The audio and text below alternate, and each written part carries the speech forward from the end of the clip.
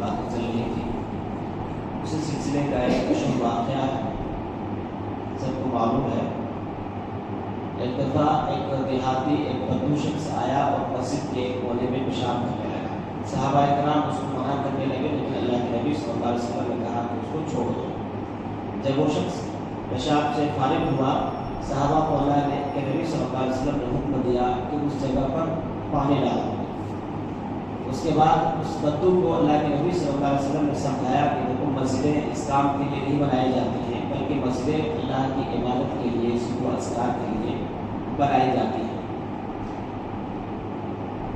سمجھانے کے بعد اللہ کے نبی صلی اللہ علیہ وسلم نماز پڑھنے لگے۔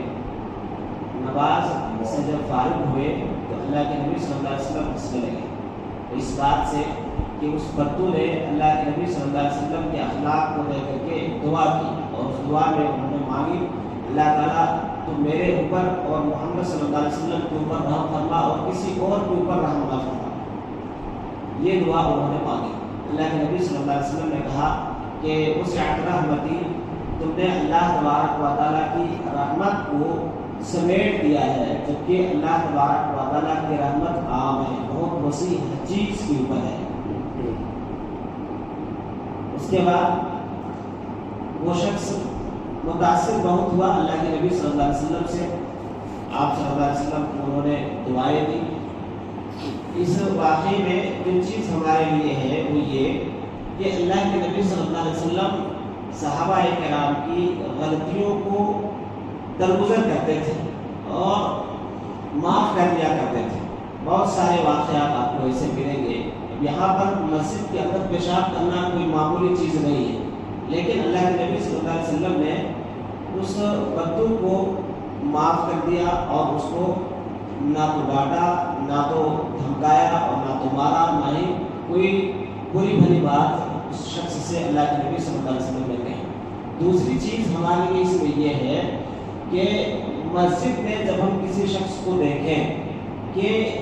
کوئی غلط کام کر رہا ہے، کوئی مسجد کے آداب کے خلاف کوئی حرکت کر رہا ہے انسان، کسی بھی آدمی کو ہم مسجد میں دیکھتے ہیں کہ مسجد میں مسجد کے آداب کے خلاف کوئی کام کر رہا ہے اور کوئی ایسی حرکت، کوئی ایسا کام کر رہا ہے جو خلاف شرع ہے، تو اس شخص کو ڈانٹنے، دھمکانے